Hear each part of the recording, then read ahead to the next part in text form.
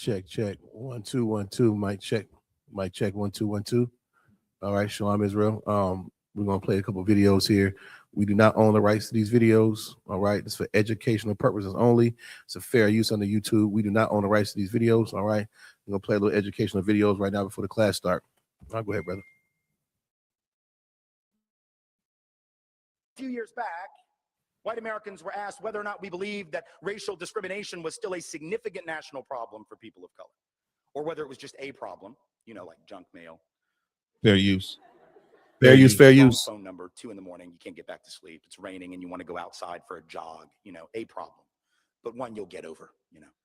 Whether it wasn't much of a problem, wasn't a problem at all, we just weren't sure. They also asked black and brown folk this question.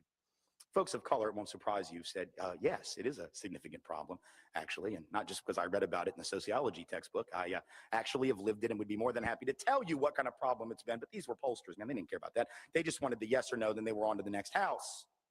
And they asked white folks, is it or is it not a significant national problem, racial discrimination for people of color and against people of color? And only 6%,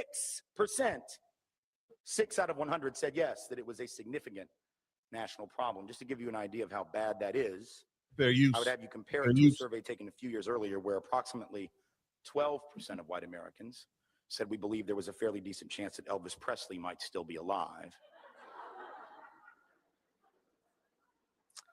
I don't know how good you are at math.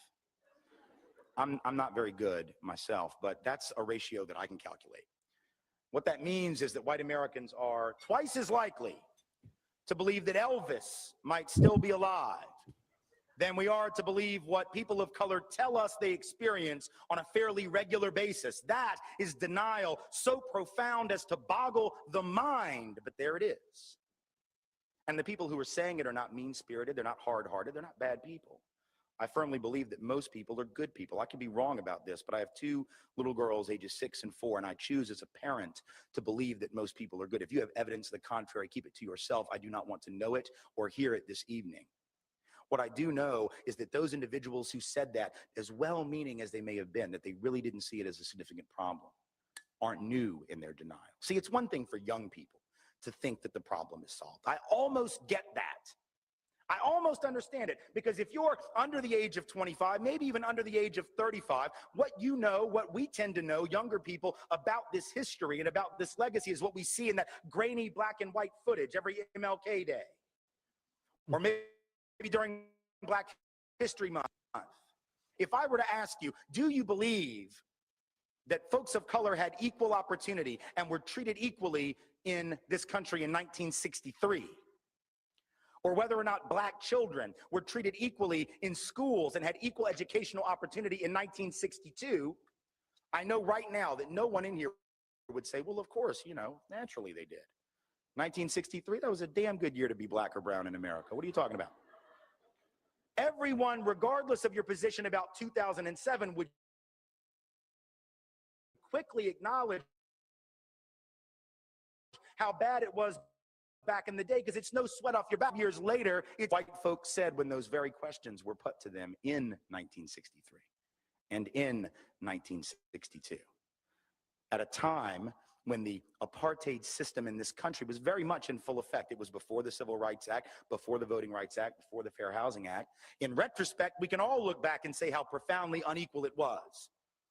How profoundly unequal it was. And yet when white folks were asked, some of them our parents, our grandparents, great uncles, great aunts, these ancestors of ours, right, were asked the very same question in 1963. Do you think that people of color, they didn't use that term, it said racial minorities. Do you think that racial minorities are treated equally in your community? And 80% of white folks said yes. In 1962, when Gallup asked, do you think that black children receive equal educational opportunity in your community? 90% approximately of white folks said yes. Nothing to see here. What is all this complaining? What is this March on Washington? I don't get it. I don't understand it. In fact, the very month of that march, which now it seems like every white liberal wants you to believe they were at. The very month of that march, white folks were asked by Newsweek what they thought about it. They said 2/3 of whites said that Dr. King and the movement were pushing too far, too fast, asking for too much, and too soon. The idea that this country was ready to hear this, even at the time when we know how vicious it was, is a lie. What does it say that white folks were in denial in 62 and 63? What does it say that if you've gone back to the 30s and asked the question? You think white folks were clear then? The 1890s, what did white folks say? Those Southern editors of newspapers where I'm from, they would say, well, we get along fine with our Negroes down here if you Yankees would just leave us alone and stop messing in our business. Fair use. Fair use. We're watching a brief segment from a documentary done by Dr. Tim Wise. This dissertation is titled White Denial. White Denial. Fair use for educational purposes only. 1850. YouTube. And read what Dr. Samuel Cartwright, a well-respected member in good standing of the medical profession in this country, said. Not only was racism not a problem, there wasn't even a word for that yet. Slavery wasn't a problem, so much so that he decided to run away, obviously. So he came up with a term, he called it drapetomania. Don't even know what the root of that is, don't want to know, don't understand where the word came from, but that's what he called it, drapetomania. You must be crazy, you must be mentally ill to run away from your loving master. Denial in every generation. 2007, 1960, members of the dominant group have said there is no problem. And in every generation, without fail, we have been wrong. And in every generation, people of color, those who were the targets of that oppression and subordination, have said there is a problem. And in every generation, without fail, they have been right.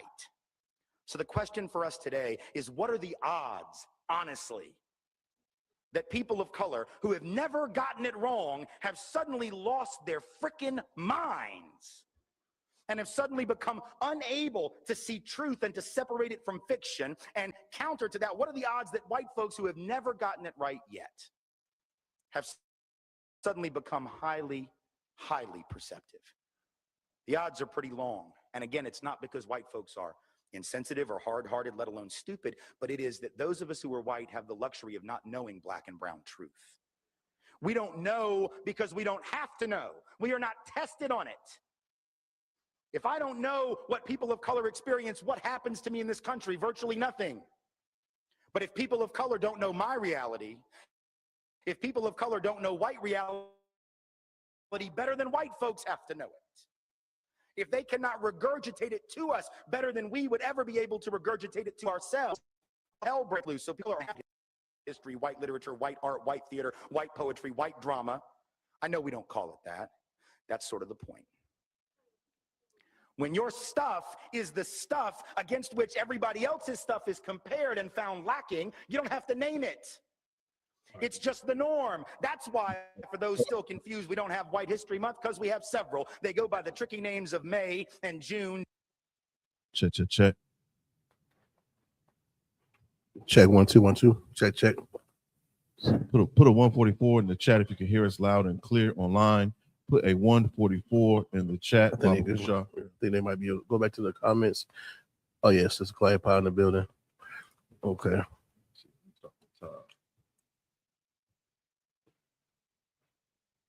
We got. Okay. Yeah. Wow. Sister Nashima.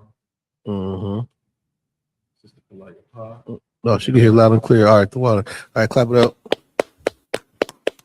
Shalom, Yahweh Shem Yahshua Barakatah, Yahweh Shema Al-Tah Shem Yahshua. We are I.S.U.P.K, started on 1 West, 125th Street, Harlem, New York, under commanding Junior YAHANNA.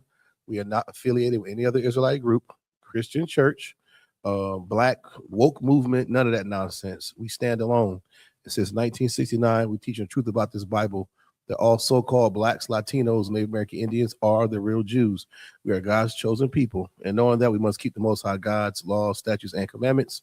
Today is the Wednesday night biblical law class, almost 1,000 Kwa, under capital 30,000. I thought I'd be holding it down today.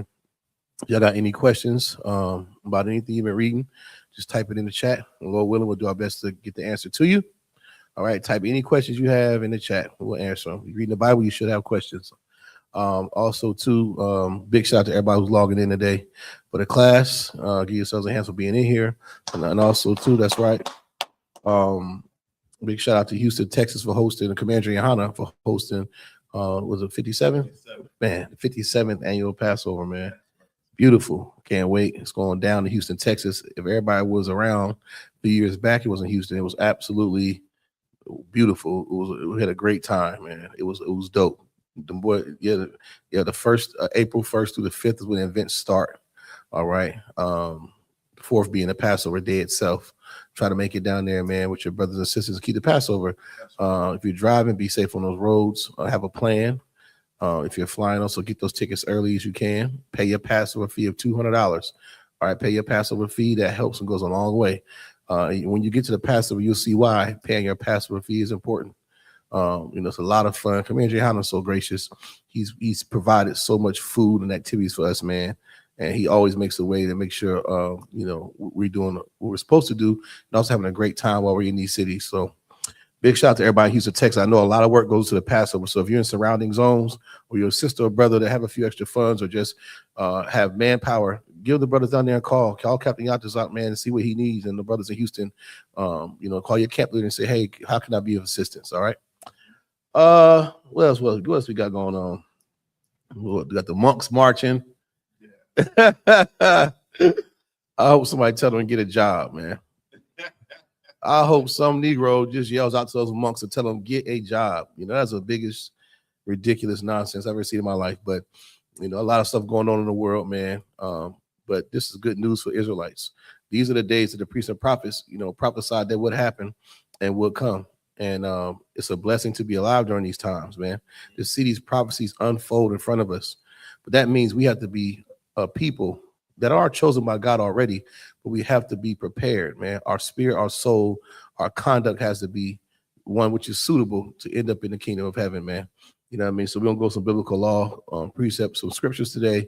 We might show a few videos, also talk about white guilt and propaganda, how Esau is the devil the Bible speaks of, the so-called oppressor, aka the white man who calls himself that. All right. And it's not because of the color of his skin that makes him the devil. It's because of his lies and oppression and his crimes. All right. So always remember that. You know what I'm saying? It ain't the fact that y'all say, oh, the Israelites, they're so mean and they call white man the devil. I don't give a damn if he was neon green. All right. He's a devil because of his crimes he committed over time. He's going to pay for them. All right. He calls himself that also, too, by the way. We didn't make that up. He calls himself white. What we gonna start off with today? We got some videos. I'll go ahead and start with some raw scripture, man. If you could give me Exodus 24:3, Bubba Kashaw. Oh yeah, Sister Nashima said there's too much going on in the world, man. Brother, it's a lot. I just said the monks. That's the first in my head. But you talking about Russia and China getting real cozy together. North Korea, the Venezuela, the oil, BRICS, the dollar crashing. You know what I'm saying? The American dollar's crashing and cryptocurrencies also on the rise, but then some say that's skeptical. People are afraid about where their money's going or how we're going to live. It's a lot. ICE still tearing up our brothers from, I.S.U.P.K and the Haitians and everybody else. You know what I mean? It's a lot going on, man. But that just means Christ is coming back. That's a sign you're going to get. See, everybody's looking for some comment like Hale-Bopp or some priest. No, you're going to get the word of the Lord through his priests and prophets. He's going to show you through the news media. That's why I love the internet and cameras, because now we can all see it. We can all see the signs of the times on our faces. No excuse. Go ahead, brother, when you can. This is the book of Exodus, chapter 24, verse 3. And Moses came and told the people all the words of the Lord. Moses came, man. You understand? See, we got to learn something. These last days, we got to disassociate ourselves and disconnect from these fraternities and sororities, these stupid theologian schools, these concepts, these denominations of churches, these cliques, these clubs, these memberships, these whatever the hell you call them, that are pulling us away from coming together as one nation of people. You understand? We have a leader. The Lord always chose a leader for the people. Right. It's a perfect flow through the Bible. During a time, he was Adam. Then after that, he had what? He had Noah, Abraham. You understand what I'm saying? Noah told people it was going to rain. They didn't believe him. Then him and eight souls were saved after that. You understand? Yeah, it's this Bible. He talks to the Most High deals with a leader, a man. And right now that man is Commander YAHANNA under Christ until Christ gets here. And you will obey and listen. You understand? You will obey and listen. If you don't pay attention to the words of the priests and prophets of the Lord, then you're setting yourself up for failure. Right.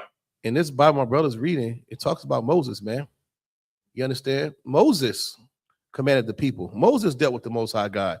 Moses went up on that mountain. Moses received the law, and he gave it to the elders and established rank and order. We have to get to the point where we get out of the Christian church where they have, what they vote?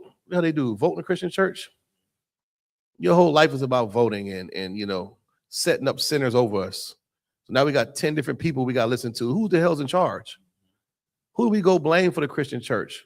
What conference is in charge of all these liars? Right. Well, in this Bible, it's not confusion. Moses was in charge. And he commanded the people saying what? Salakia. Mm-hmm. And Moses came and told the people. He told the people. All the words of the law. Yeah, he told them all. Mm-hmm. All the words of the Lord. Yeah, all the words of the Lord. Moses hold nothing back. Go ahead. And all the judgments. Mm-hmm. All the judgments. Now, judgments can be good or bad. It's like court. You can get a judgment, guilty, chop his damn head off, or throw him in jail for life, or, you know, rule for the plaintiff, for the defendant, in an amount of $10 million. You could be found justified and right.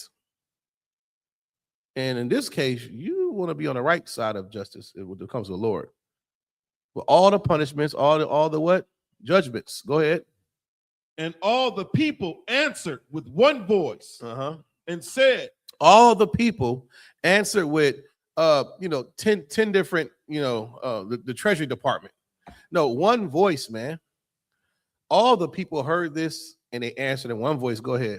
And said, all the words which the Lord hath said will we do. Mm-hmm. Oh, go ahead. Verse 4. And Moses wrote all the words of the Lord and rose up early in the morning and builded an altar under the hill. So we agreed after Moses gave us the word and law. We agreed to it way back then. You don't think your word is binding? You don't think your word is bond? The Lord's going to hold you accountable for that. And he sure held us accountable. We said, we hear you, Moses. We know you talk to the Lord. You give us the judgments, and we all agree. Then what happened? We ended up on cargo slave ships. You see, we have to learn that what one person does affects us all. We are a nation of people. That's right. It's not an individual thing. We all ended up in chains in Alabama and South Carolina. You understand? In Jamaica. Fighting over there in Haiti. We all ended up on chains and some rice paddy, or picking cotton in some field at 0 dark 30. Didn't matter if you didn't do anything. If you hid in your room while they worshiped the golden calf, we all got punished for it. All of us. Go ahead, brother. Salakia. Sister Bayana, she made a very valid point just now. Oh, yeah, what you say? She said, Salakia, sir, the voting in the church is a part of grooming us as children for political voting when we get older. Man, that's heavy. It is. I remember in all in favor, say aye, and everybody goes, aye. Remember that? Yeah. It gets you groomed right for it, just like the prison school pipeline. It gets you ready for it. So now you think that you got a choice all the time. Like your voice, listen, you're going to learn to follow orders. That requires no vote. Require no vote. You know what I'm saying? Even the military, so-called Esau, the hell you voting on? You're going to eat this, you're going to shut up. You're going to do this, you're going to do that. You're told what to do. You're given orders and you follow. You're given commandments what to do. The Lord gave us commandments. Ain't no voting. You understand? What the hell is that? You gonna let a bunch of sinners vote? That's what's happening here in America. You let a bunch of sinners vote, pedophiles and criminals to dictate who's going to be in charge. Good luck with that. Go ahead, brother. So, like, if I may, a people with no understanding of God, they vote. People that don't have a God vote. Yeah, like I said, no moral compass. Right. Yeah, they don't know. They're voting. I mean, a Luciferian Satanist who plays and he puts on, stupid costumes and erects some false effigy. He gets to vote. He's on your team. He's red or blue. You know what I'm saying? It's ridiculous. It doesn't make any sense. We got the records of this Bible. It said that Moses got the law, commanded all the people, and we all agreed. Moses gave us the judgment. We all say, yes, we understand Moses. We will follow, obey, and do. Then we didn't do that. And here we are in 2025 begging for freedom. You know, this is ridiculous. Big shout out there. What's up, Reggie? I see you tapping in. What's going on, brother? Right. Reggie in the building, man. Yeah. But yeah, man, read that again, brother. We're in the book of Exodus, chapter 24, verse 3. And Moses came and told the people all the words of the Lord. That's right. And all the judgments. And all the people answered with one voice and said, all the words which the Lord hath said will we do. What happened to that, man? We got to get back to that. One mind, one body. Give me Ephesians 4:4. We all of us agree. We're one voice and one body, man. Here in the I.S.U.P.K, we agree. We have rank and order. What Commander YAHANNA says goes. Same thing when Christ returns. What he says goes, man. And it's based off the judgments and the law, statutes, commandments from this Bible. It's perfect. It's perfect. You understand? It's the book of Ephesians, chapter 4, verse 4. There is one body and one spirit, even as ye are called in one hope of your calling. That one body is heavy, man. And being in that one body, imagine us being in, just think about the Christian church. Think about the Christians in that church that know having a Christmas tree in the fellowship hall is wrong. And then you got 70% of the church that wants it there. Then you got another 30% who don't want it there. Right. You understand? They're not in the same spirit because you got the 70%, they're in the Christmas spirit. The other 30% is in the spirit of it shouldn't have it that way. No, nobody agrees. No stuff. No, nobody agrees at all. What's up, Nick? I was about to say, "What you want to go ahead?" Hey, man, hold on now. Yeah. And you know, it's confusion, man. It's total confusion. You know, being in one body is going to require us to be in one mind, man. One mindset. And that's helpful because now we all know that doing drugs is wrong. We all know that worshiping idols is wrong.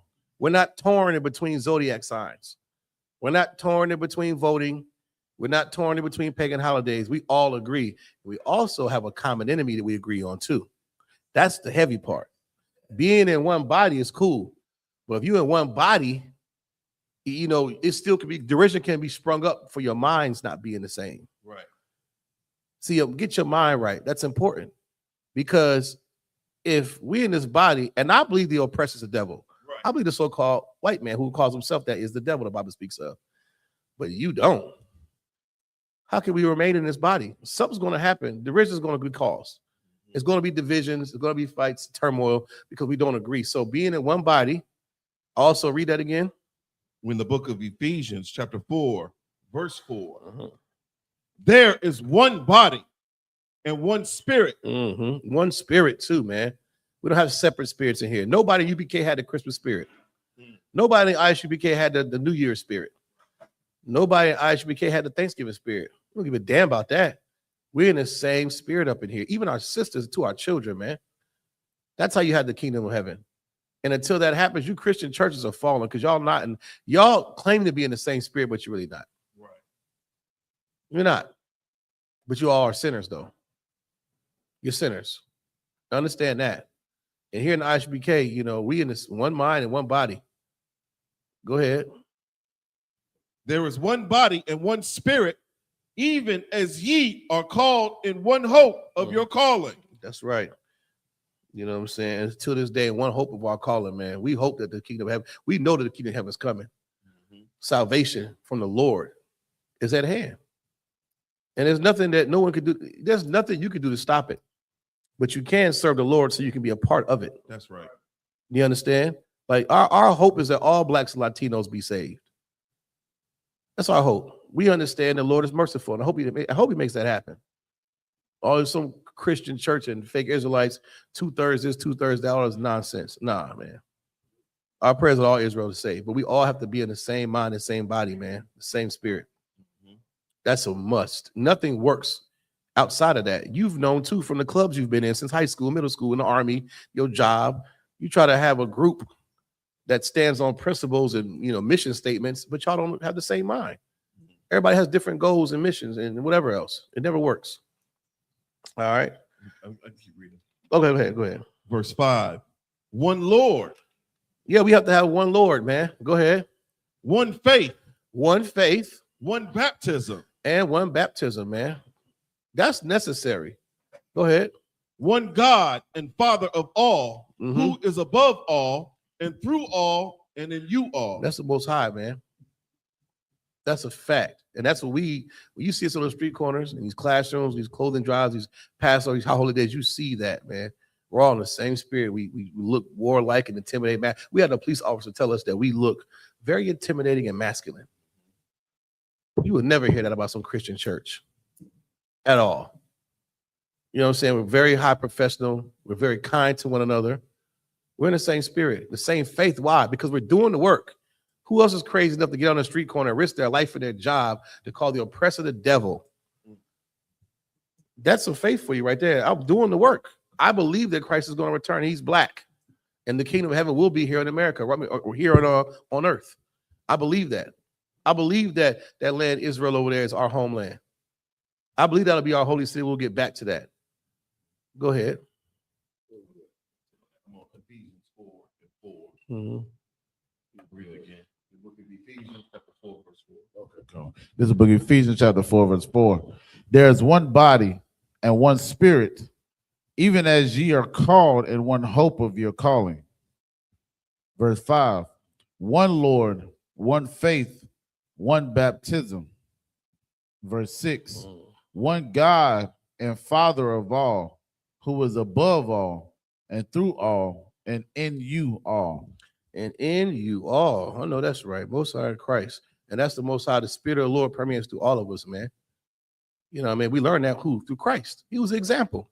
He was a black man who did not sin and walked this earth. Had a family, brothers and sisters just like you.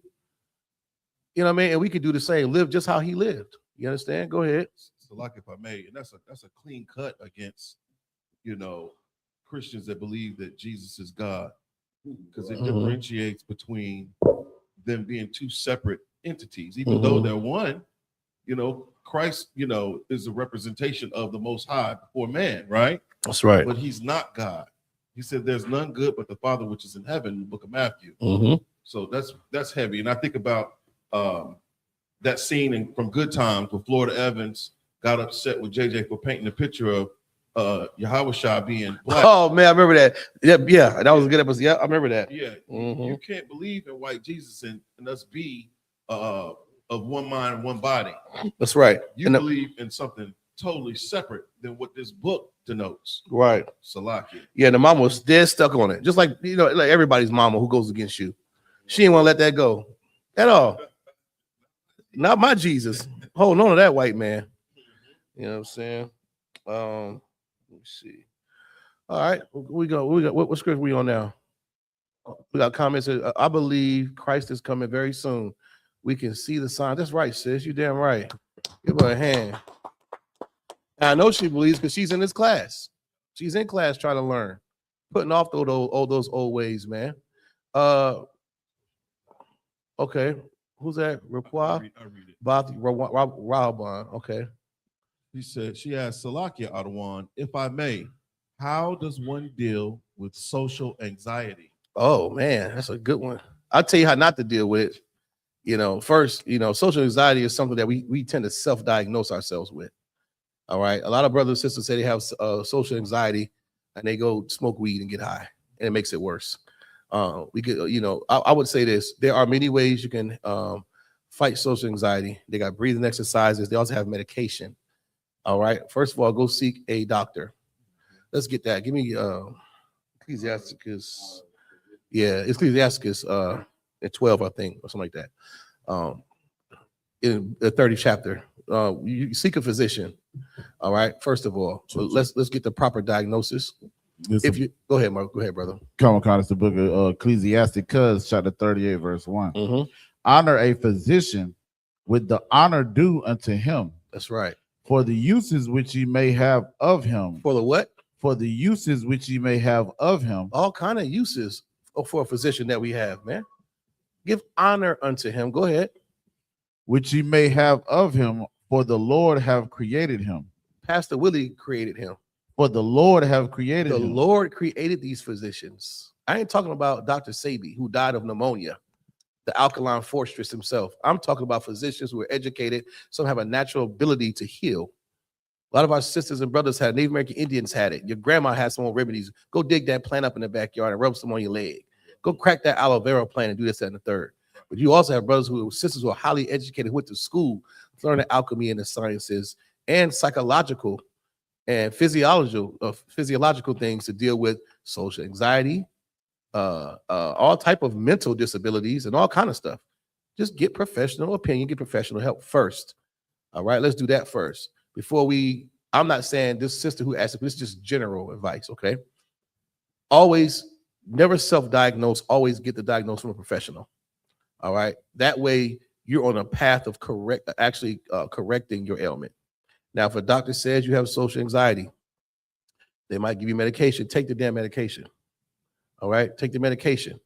Don't go on YouTube University and start looking up stuff because it's going to lead you right to marijuana or shrooms or something that's going to have you deeper into anxiety. A lot of our anxiety is rooted in fear. A lot of it's rooted in fear. Give me to be sober-minded, if you could, brother. You know, a lot of that anxiety is the root. I've dealt with that before in the past. You know what I'm saying? But coming to the school, brother, what the hell is anxiety? I don't feel that crap no damn more. Because you got wise counselors that told you go see a damn physician, go to a doctor and get help. Take your medications if you prescribe those things. You can also, I was taught how to fast, man, how to become stronger dealing with issues.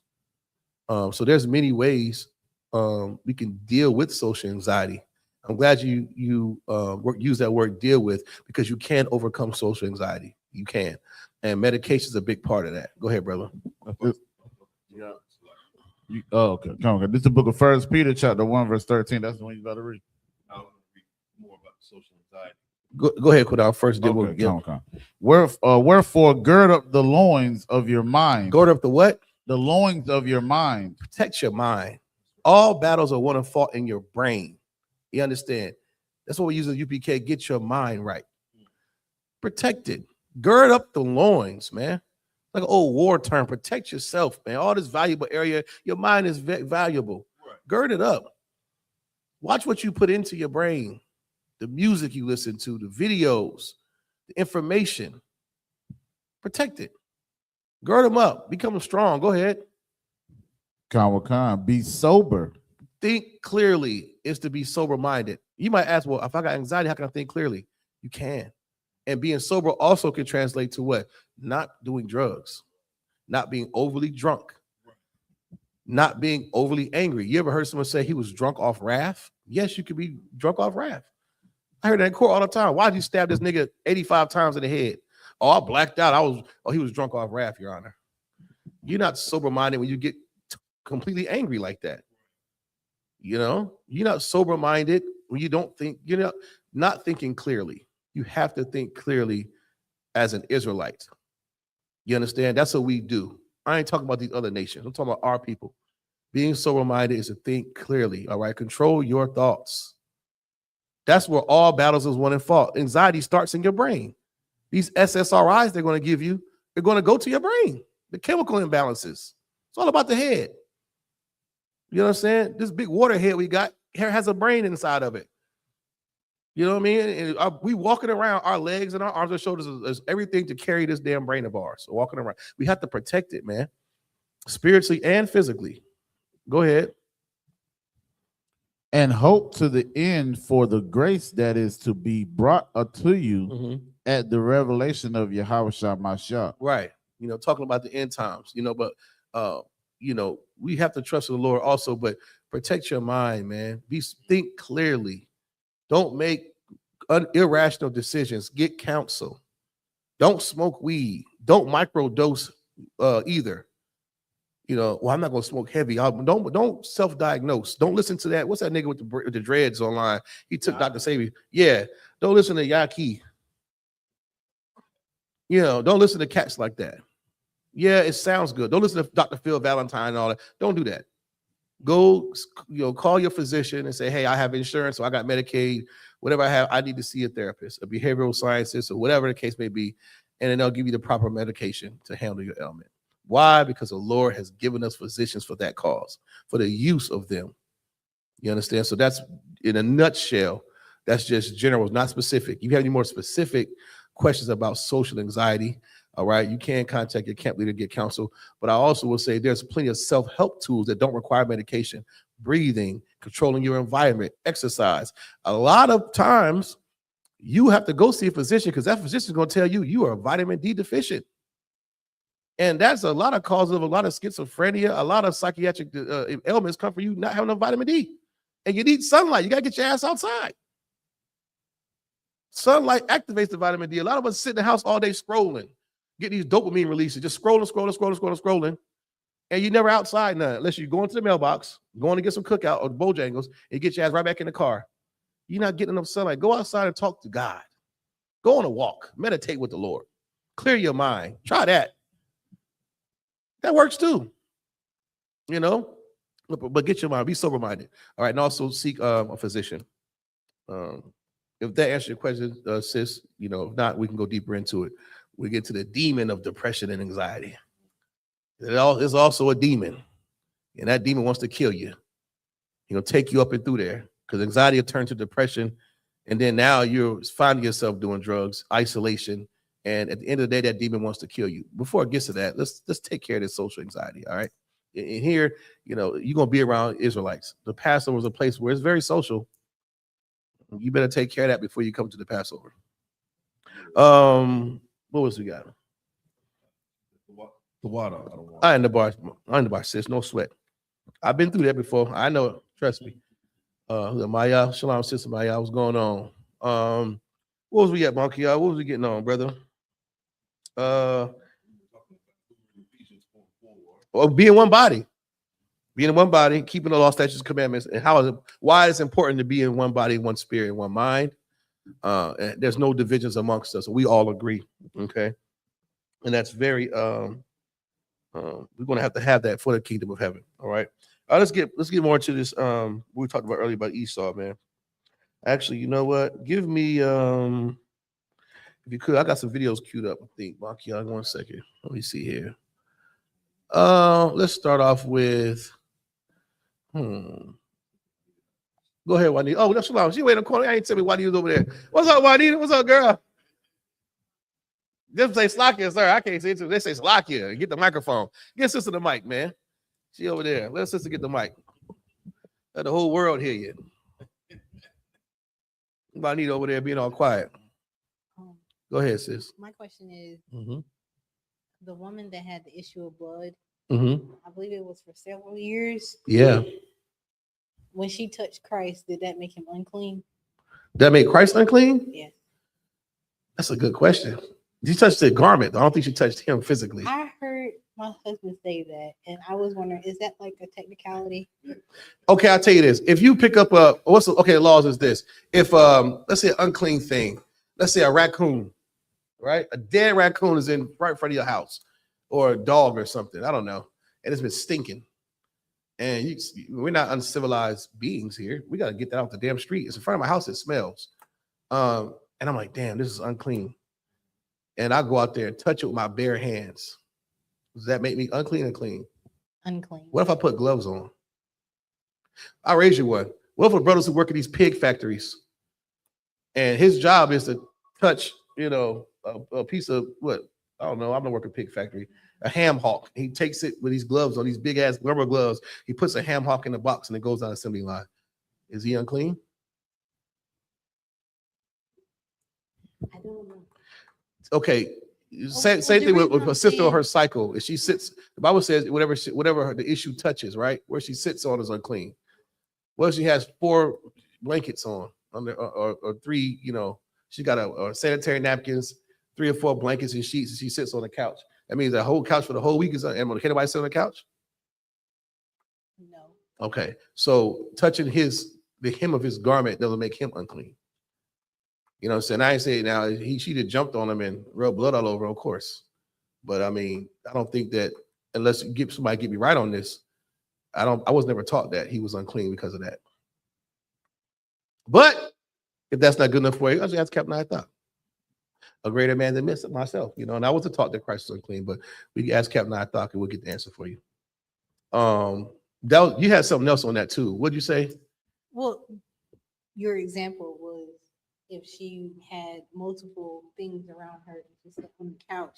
That's what I was going to ask. I knew you was gonna get to. That's why I said it about being unclean. Come on with it. Go ahead. That was That was it. Okay. Yeah. So General Hyman gave that example too, as far as you know, during those times, you know, technology and the advancement of pads and what's the other one called? Sanitary napkins, whatever, right? They use rags, all kind of stuff. But now, I mean, you know, there's so many ways to, you don't get blood on this thing unless you just, I know back in the day, you know, I watched the show Bridgerton, and I remember the maids used to know when the queen or whoever was on her cycle because she would leave blood in the bed. And they'd be like, oh, this is her time of the month. And because they would make her bed for her and wash her sheets. No, she didn't do anything. But when they didn't see the blood, that means she was pregnant. That's how they would tell, you know, but the blood was the issue. The blood makes you unclean. Just like sperm being unclean. Once the issue comes out of you, you are now unclean. Go ahead, sis. So this question came about when we were riding in the car, and I was asking, was there ever a time Christ was unclean? He never went to a funeral or anything that mattered. Oh, that's a good question. How that question came about. Lazarus, right? Go ahead, Quran. I heard you on Beagle. I think it was a Beagle. I was talking about this too on Beagle one day. Oh man. I had Leviticus the 15th chapter talking about the issue of blood. Go ahead. Let's start there. Kamikaze book of Leviticus chapter 15, verse 19. It says, and if a woman have an issue, and her issue in her flesh be blood, she shall be put apart 7 days, and whosoever toucheth her shall be unclean until the even. Verse 20. Whoever touches her, all right? Go ahead. Come on. And everything that she lieth upon on her separation shall be unclean. Everything also that she sitteth upon shall be unclean. And whosoever toucheth her bed shall wash his clothes and bathe himself in water and be unclean until the even. Right. That's the law of uncleanness. All right. What specifically you said about that? What you asked about that? Was there ever a time that he was unclean? Oh, that Yahawashi was unclean? I haven't read that, but we can get that answer for you. Anybody in the class, all the Zion, you know? I'm not sure of a time. I know people were debating about when he rose Lazarus from the dead. Because it said Lazarus was dead for 3 days and was stinking, right? Something like that. Yeah, I know the laws of being unclean. I don't want to get into like being unclean is not like a sin. Yeah. It's not a sin, right. Yeah, but to answer that point, that's a good question. Being unclean is, go ahead. Yahawashi, he kept the law. Right, of course. As a man. And as a matter of fact, there's a scripture where Yahawashi did keep the law of Moses, even when it came to the leper. He said, now go see he healed the man of leprosy and said, now go see the priest under the law of Moses. So being unclean, don't think of it as you're cursed. You're just a separation. It's a quarantine. It's a quarantine thing, meaning, I don't know if what this nigga got.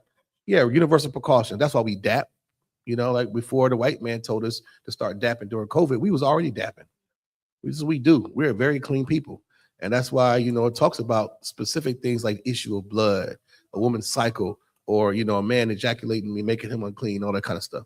Because we are not naturally clean, quarantine people to keep everybody else from getting sick. We like to congregate as Israelites. And if one nigga come in here coughing and sniffing and snotting, I don't know what the hell you got. Go separate for a time, then come back to the temple. And now you done got everybody sick. And what good is that? You remember how COVID was when, you know, we had, hey man, stay home, man. It's okay. Yeah. You know, but we'll get that answer for you specifically, sis. That's a good question. I'm glad you had a question like that. Most High in Christ. Who was it? Sis said, not Shema said, nah, that didn't make Christ look clean. Sis by now. All right. Who we at? What was he holding? Quran. Oh, okay, read that from the top real quick. Go ahead. Come on, God, it's the book of Ephesians, chapter 4, verse 4. It says, there is one body and one spirit, Mm-hmm. even as ye are called in one hope of your calling, Mm-hmm. one Lord, one faith, one baptism. That's right. So like verse 6, one God and Father of all, who is above all, and through all, and in you all. Who is that? Who's the Lord? So like I said, when it says one Lord, is talking about the Most High. Mm-hmm. What else? It says one faith and one baptism. Right. And that's the truth. Go ahead, Kodal. So like I said, it's such a heavy thing because It is. I remember in the wicked days, before I became Kodal. Right. In the Christian church, they used to sing this scripture: one faith, one Lord, and one baptism. Uh-huh. But Christians believe that the Most High is Christ. Yes, they do. And they also believe in John's baptism. This one scripture cuts their whole doctrine because, again, if we talk about one Lord, that's the Most High. You understand? One faith is damn sure in Christianity. No, it's not. Right. And then when we talk about one baptism, whose baptism? That's Christ's baptism. Right. That's not John's baptism. It's not John's. That's and right. even himself, he said, I am not even worthy to latch this man's shoes that coming after me. Good God. So it's a lot, I say. That's a heavy point. That's a heavy point, Kodal. Damn right. Give him a hand, man. Heavy point. Trying to find this doggone. Go ahead. Let me see. If you could, let's see what video we're gonna pull up. We'll talk about the lies of Esau too, man. You know, a lot of that's been going on. A lot of of course, the so-called oppressor never takes accountability for his crimes, and that's why the Lord commanded us, to expose him, shame him. You know why? Because it's important. Give me the one where, the true basis coverage. You're not seeing the racial bias and coverage. The up top middle one. Yeah. Yeah. Go to the market. I think it's in 1 minute and 54. Matter of fact, just hold that for a second. Give me a second. Hold that. I gotta do this real fast. Give me Ezekiel 35:1 real quick. Comic-Con, it's the book of Ezekiel, chapter 35 and verse 1. Uh-huh. Moreover, the word of the Most High came unto me, saying, Son of man, set thy face against Mount Seir. Set thy face. Who is Mount Seir? The Bible's telling the Son of Man to set thy face against Mount Seir. What does it mean to set your face against something? It's heavy. You understand? Lord is telling us to set his face against Mount Seir. Is it like, so like it says, like look towards that area? It's more spiritual than that. Yes, you're looking toward when it says set a face against it. That's what it says, set your face against Mount Seir, right? It says, set thy face against it. Mm-hmm. Would it like I said, would it be kind of like, or I think in Obadiah where it says an ambassador has come up against it, so it's like you prophesying against it? Yes, so to set your face against something means you are strongly opposed to it. You know what I'm saying? Like, that's what you're doing. Like you're setting you're somebody say, man, put your head against hers. Right. Or set your face towards this thing.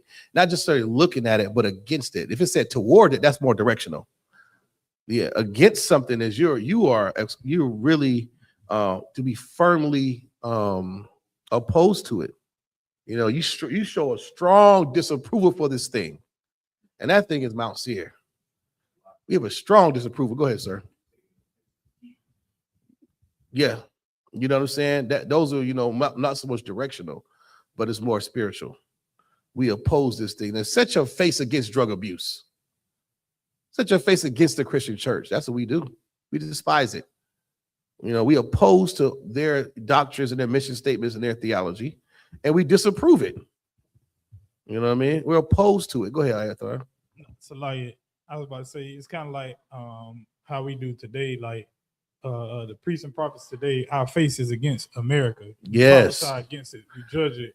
You know what I'm saying? Like we tell them that it's falling, the ways of America are wrong. Like we literally prophesy them falling.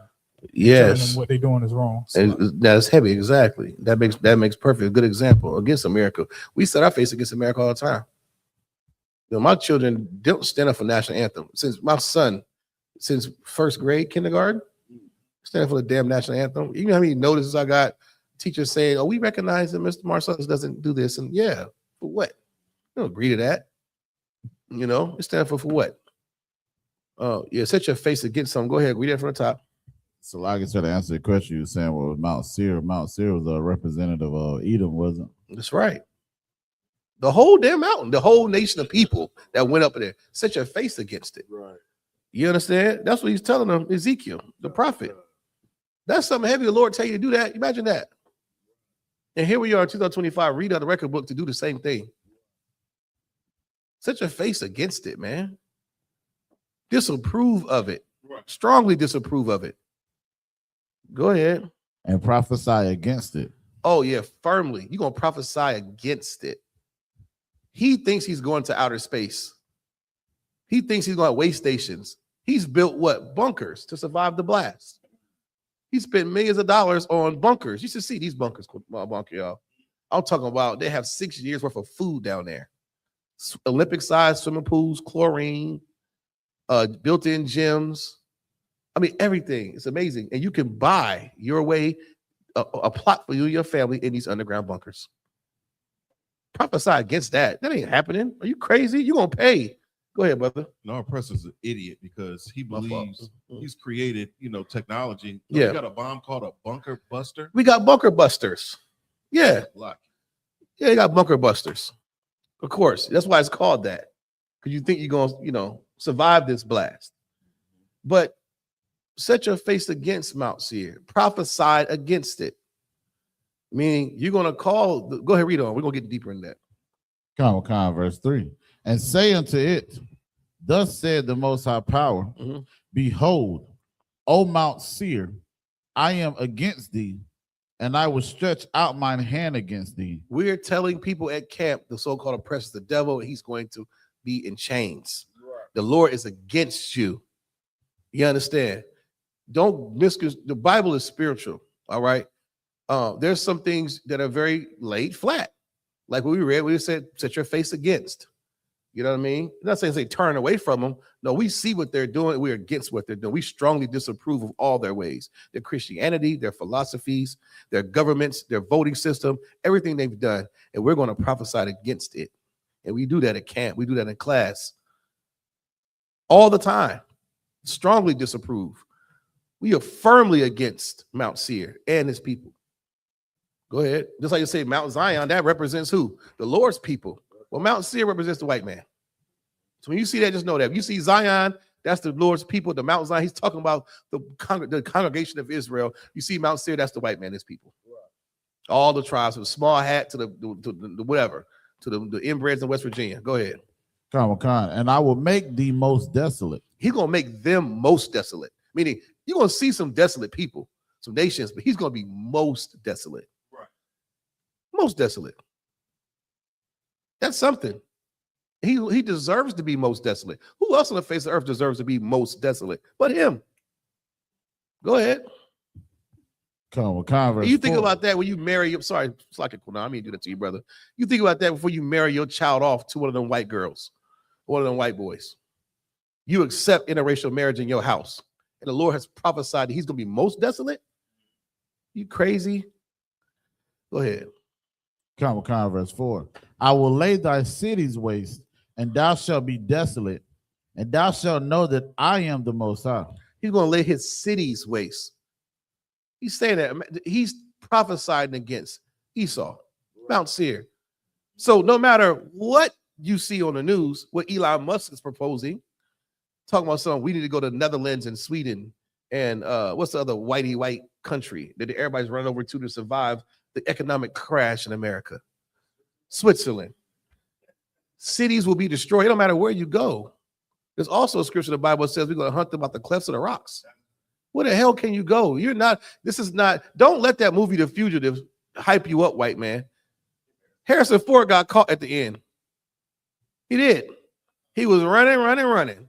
That's going to be you. You cannot escape the Lord. You can't. He's gonna lay your cities waste. I don't care if they're terrestrial or celestial, because you know they're talking about getting up out of here and leaving us down here on Earth. Juanita, they talking about something. They're gonna go up to Mars. Yeah, what space for? Yeah, they'll go up in Mars, and they got civilizations that they're growing crops, and you can buy plots of land. How the hell you going? How the white man gonna sell acres of land on another planet? It's like him stealing beaches. Who told you can steal a whole beach? Like the mind, he has to be prophesied against, man. This man's an evil, wicked bastard. Go ahead. Verse 5. Because thou hast had a perpetual hatred and has shed the blood of the children of Israel. Perpetual hatred. It's now he's still doing it. He's still hating. He's a hater. He's still hating on niggas. He hated on Black Wall Street. Right. He hated on Durham. Right. He hated on Rosewood. Wilmington. He hated on niggas in Wilmington. How you do that? He's a hater. Perpetual. You want segregation? Get Darky out of here. Then when Darky leaves, you come into Darky's neighborhood and still kill him. It's ridiculous, man. He's a perpetual hatred for us. You read that in the Bible, the Ark of Titus. You can read that about the Greek and Romans, Esther. Always been a hater. Perpetually, even now, 2026. Go ahead. And has shed the blood of the children of Israel by the force of the sword in the time of their calamity. Yeah, all the time.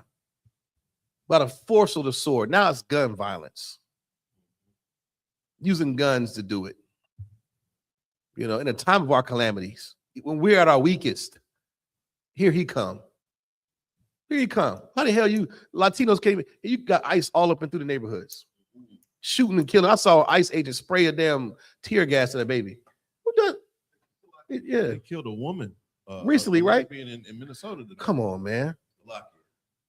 Killed a woman in Minnesota, but you killing a Latino, bro. See that perpetual hatred.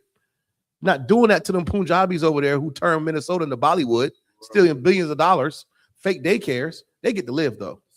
The Somalians, excuse me. Yeah, I get them. They all stink. I get them confused. Slovakia.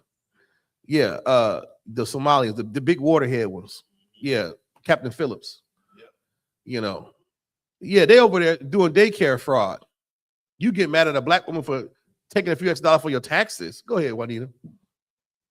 I read today that they have at least 3 facilities between Texas and Mexico on the border that they call tender age camps. Tender age camps. Yes, where it ranges from I think 18 to 0 months of children that they have isolated from everybody else.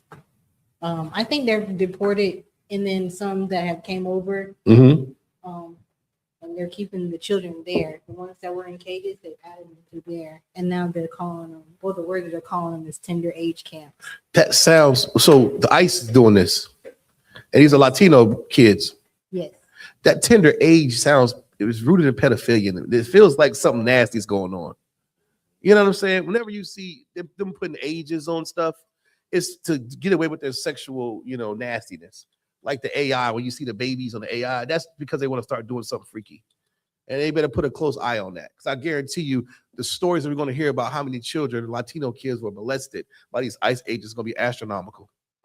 You take them away from their parents, put them out in the middle of nowhere, and you get to do whatever you want to with them. It's ridiculous, man. That's crazy, Juanita. It's called tender age camps. I'm going to look into that. That's crazy. Read it from, go ahead, Quidam. Good God Almighty. Come on, sir. This is a book of it's like Ezekiel chapter 35, verse 5. Because thou hast had a perpetual hatred, has shed the blood of the children of Israel. Shed the blood of the children of Israel. Your mama, your cousin, your great granny, and them, your ancestors. See, we gotta have a personal connection to trauma.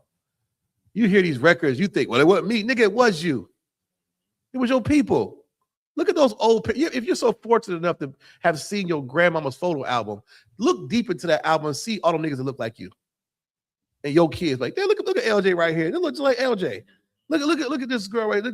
It's the same people. It did happen to you, your people. You should take a personal interest and hatred for Esau. He had a perpetual hatred against you. We're reading it right here. Go ahead, Mark, y'all, please. Salakia, perpetual, according to Merriam-Webster. Never ending or changing, Come on, man. occurring repeatedly, so frequent as to seem endless and uninterrupted. It has been uninterrupted. It's been repeated, uninterrupted. Martin Luther King's dream did nothing to stop it. It got worse. And knowing that, what makes you, that gives you a different deep dive into the mind of a pastor. He don't read that scripture Kodam just read. He don't know what perpetual means. It's been uninterrupted. Your Melodies from Heaven song is not going to stop Esau from killing you and your children. You're going to be in church holding hands with the white folks, singing these gospel songs. You're going to get pulled over on your way to Golden Corral by a white man or a police officer or ICE. You're going to see ICE detaining Latinos at the Mexican restaurant. You're going to eat it after church. You don't care that he has a perpetual hatred for us and our people. By not said they might even be eating some of it. It's not new, sir. They have been doing, yes, by now they are probably eating some of them. We are dealing with the devil the Bible speaks of. There's a book called The Delectable Negro. That is not excusing Latinos too, because they black too. And the Native American Indians. Yeah, they probably eating some of them. That's why we're reading the prophecy right here that Kodama is reading about why the Lord said, put your face against Mount Seir. You better prophesy against it. Read on. Verse, it's like the middle of verse 5. It says, and has shed the blood of the children of Israel by the force of the sword in the time of their calamity, in the time that their iniquity had an end. Yeah, go ahead, read on. Verse 6, therefore, as I live, said the Most High Power, I will prepare thee unto blood, and blood shall pursue thee. That's right. Since thou hast not hated blood, even blood shall pursue thee. Yeah, you haven't hated the violence. You love it. You're going to get some of that too. That's right. That's why you see these mass shootings by Whitey. That one they just had over there in Australia. White on white crime. You see it all the time. And it's going to be worse when the Most High turn us loose. By the authority and power of the Lord. Go ahead, brother. Salakia, you think about, the inception of just America. You think about the Revolutionary War, the Civil War, World War I, World War II. Yeah. They're fighting each other. I'm not overlooking, the years or the centuries of the Native American Indian Wars. Not overlooking that. Right. But primarily, their issue is, against their own self. And that's so heavy. Like when it comes down to so-called Blacks, Hispanics, and Native Indians, I know a lot of us are discouraged because we see what's happening on the world stage. Our focus has to be on our identity, on our household. Yes. We got to learn to come back to keeping God's law so that we can be protected in these times. That's right. Now that's a heavy point. You're right. You're so right, man. We got to focus on that. Clean up. Let's clean up this house. That's right. Let's clean up each. Let's clean our houses up, our neighborhoods, man. The Lord gonna take care of this global thing. He's the smith that blow off the coals. He's gonna get this thing started. He's the great instigator. Let's get our house clean first. You understand? Go ahead, Quadah. Verse 7.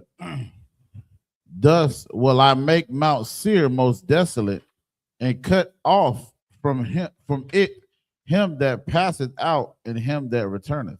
That's right. Verse 8. I will fill his mountains with his slain men, in thy hills and in thy valleys, and in all thy rivers shall they fall that are slain with the sword. That's right. See, that's our job to see how poetic that is. And the pastors don't speak like this. You get mad at us for saying devil. The Lord is talking about filling their valleys and hills with dead bodies. If you in the same spirit of the Lord, you a priest and prophet, you got to have this same zeal, man. Got the same zeal. Or maybe ignorance is truly bliss. Maybe you're not mad enough because you're dumb. You don't know enough Black history. All you know is baddies, Zeus Network, NFL. That's all you know. You don't know about Mary Turner. Go ahead, brother. Salakia, I got the number of military fatalities in all major wars. Oh, yes, please bring that up. The American Civil War, 620,000 people were unalive. I wonder how many were Black out of those people. We fought in every damn war. Right. World War I, 116,000 516 Good people God passed Almighty. away. World War II, 405,399 405,000. in World War II. Vietnam, 58,209. The Korean War, 36,516. The American Revolutionary War, 25,000. The War of 1812, 20,000. The Mexican-American War, 13,283. Oh my goodness. The War on Terror, present, 7,091. And who is this that's dying? Mhm. Who are these people that's dying? These bodies that you did? Yeah. The oppressor. Yeah. Salakia. Yep. Salakia, Mhm. to your point earlier, with respect to so-called Blacks, Hispanics, and Native Indians being proud to allow your children to go join the armed forces, that is the thing that we're not supposed to be doing, man. That's right. That's not that is a shameful thing to see one of our children go and join the oppressor's military. Yes, it is. To fight and die for what? Yep. For him to continue to rule over the earth? Right. If you so-called Black, Hispanic, or Native Indian, the only army that you should be joining is in the I.S.U.P.K. Damn right. Manager YAHANNA. That's right. Salakia. Hey, you won't come home with a flag over your casket. You see, that's into that point, because it's obvious. We watch the news. We hear about the ICE and the musty monks walking around. They need to get a job. They need to get a job. All right. Like they tell us to get a job. We can't. Monks need to get a job. Let me see their W-2, their tax forms. Are they paying taxes? Yeah, it is an eyesore. You're gonna tell me, for us to get a job, and we need to shut up. No, the monks need to get a job. But my brother is saying, even with that, joining Esau's military, do you think that perpetual hatred stops because you join the military? It doesn't. You know how many Latino brothers still get deported with papers? Who still get thrown in ICE encampments? Brothers getting sent back to Haiti, and you was in the military. That means nothing to Esau. It's crazy. You don't send your children to join Esau's military. Sidebar, don't do it. It's not a celebration. We need to look at those. I hate seeing the pictures when the family goes to the military, the swearing in ceremony, and it's like, damn, it's like a funeral. That's a funeral. Your child swearing in to any military armed forces is a funeral. And it might be the last time you ever see him again. Don't ever forget that. The Lord is making sure that Blacks, Latinos get out the military. You can look at the ARs, the Army regulations. Now you can't have a beard. Who the hell you think wears the beards the most in the military? Oh, you can't wear your hair this way. Attack on Black women's hair. They're frustrating you. The Lord is like, nigga, I'm trying to tell you to get out. Get out. You're looking for some great big sign. Here's your damn sign. Go ahead and get out before I do this drive by on the oppressor. I'm trying to get you out the car. Yeah, the Lord trying to spin the block, but you still in the car. He's giving you a chance, but he's not going to last forever. Finish that, Qudan. Come. Verse 7, it says, thus will I make Mount Seir most desolate, and cut off from it him that passeth out and him that returneth. And I will, verse 8, and I will fill his mountains with his slain men, in thy hills and in thy valleys, and in all thy rivers shall they fall that are slain with the sword. That's right. Verse 9, I will make thee perpetual desolations. Oh, so that's Black talk. You see how the Lord do? Use the same words against you. Since you want to do this perpetually, we're going to do this to you perpetually. It's fair. It's just, man. His perpetual hatred is going to get him perpetually cut off. It's right there in the Bible, man. Forever. He won't be coming back once he's done serving his punishment. He'll be cut off forever. We'll never see him again.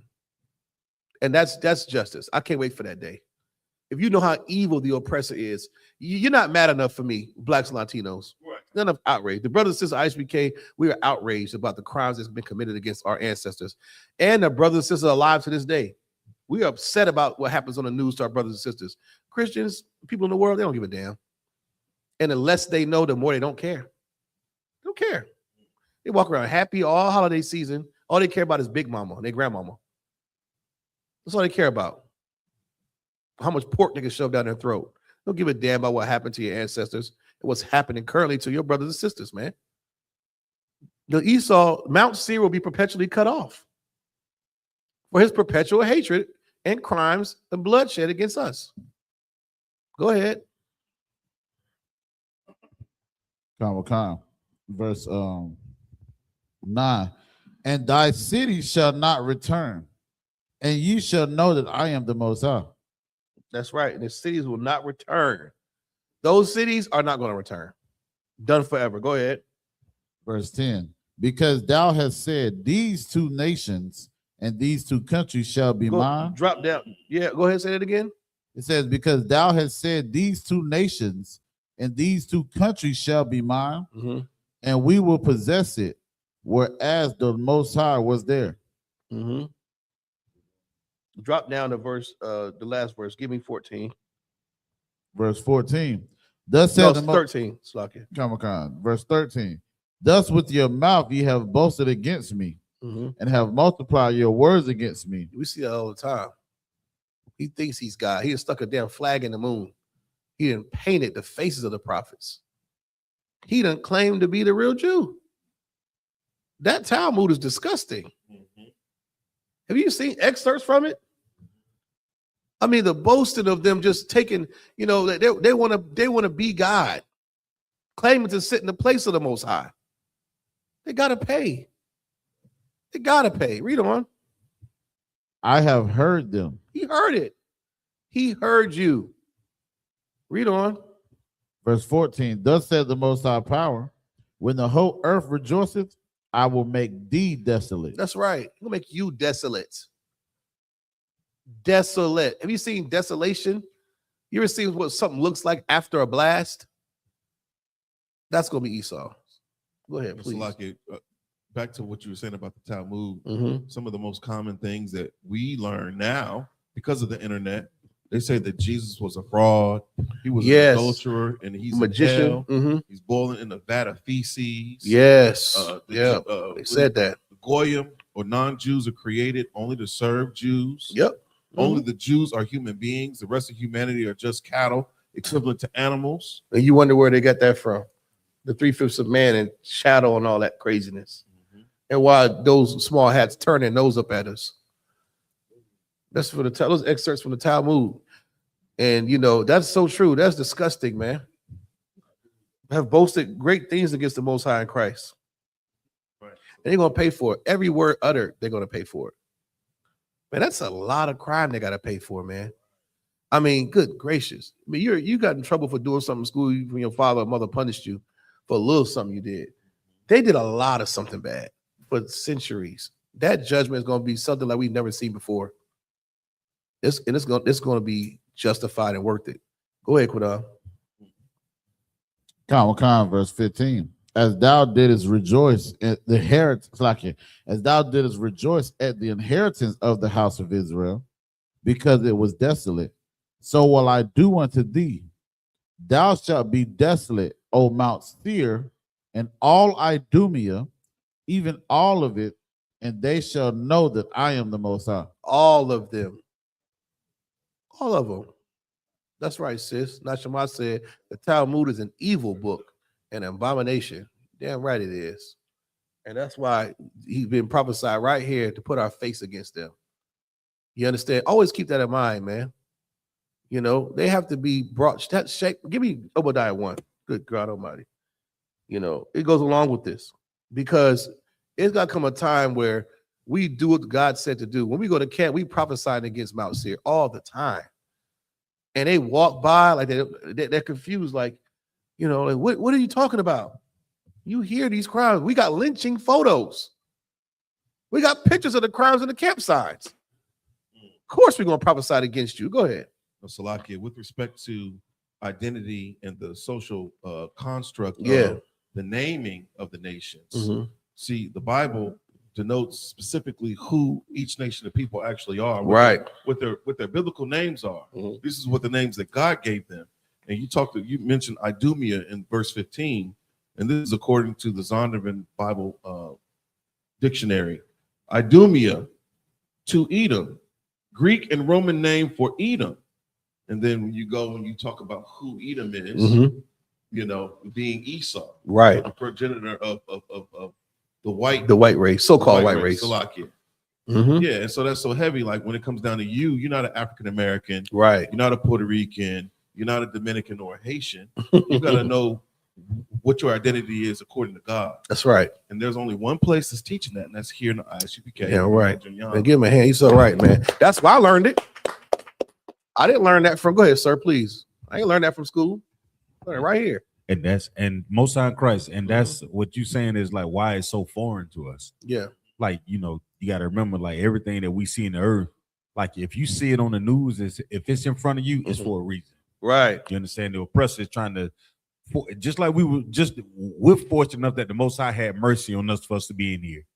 So it's up to us to, to always get the same thing that we see to be truth now, as we got let out of the brainwashing this empire. Right. We have to fight tooth and nail so the people that are around us never say that we're part of that world anymore. You That's understand? right. That's right. Because don't be fooled. Our people see the difference, are dealing with the things that we see. You understand? Mhm. But when we speak on them in the streets now, when we talk to our family members, like now we have the key to the door to unlock that thing for them to see it now. It's in front of them. That's right. But if they don't have a pathway for them to really get out of it, you know what I'm saying? They gonna repeat it. They be like, man, I might well keep doing what I'm doing. Yeah. Because they don't really see it.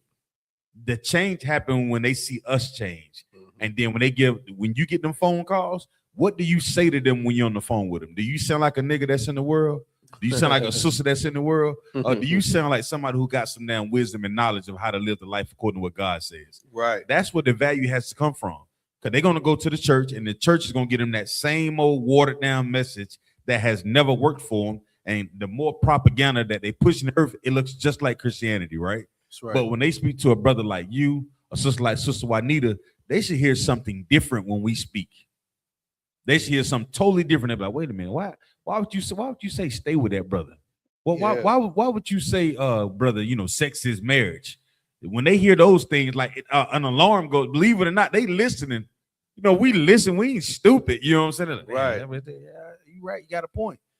But the thing is, like when we're being flooded with all the naked women and we just flooded with all type of wickedness because that's of the world. It's of the world. So That's right. we just got to be more intentional about what we do with our lives and our time to show there's a difference of what the Lord says and what the earth is pushing. You understand? That's right. So Yeah, that's right. that's where we at right now, Kawal. We here. Yeah, we in it. The earth shall, what it say? The woman shall the earth. How they go? Oh, the earth should help the woman. Yeah, the earth should help the woman. Yeah. It's happening right in front of us. Mhm. So all we got to do is prophesy to the wind. It may not feel like it's even making a dent into it. Yeah. But I remember when we remember what we started at. And We and started, the that's Lord, right. I'm telling y'all, we making a huge dent. Mhm. Because you see people are waiting to hear what the Israelite brothers are saying about it. Right. We so hot right now, it's almost like, damn, Captain Zara getting invited, and Commander General is always, what are these brothers doing that is so different in the earth? Mhm. We just serving the Lord. We chose to not be part of the world, give up those things that we would love to be a part of, and just become a living sacrifice to prove to the Most High, don't destroy us. That's right. Give us mercy. Yeah, give us mercy. Don't destroy us. Yeah, we shake our head when we see some of the shit our people do. We just like, Lord, just don't destroy them, Lord. You know what I'm saying? Right. I'll fight for them.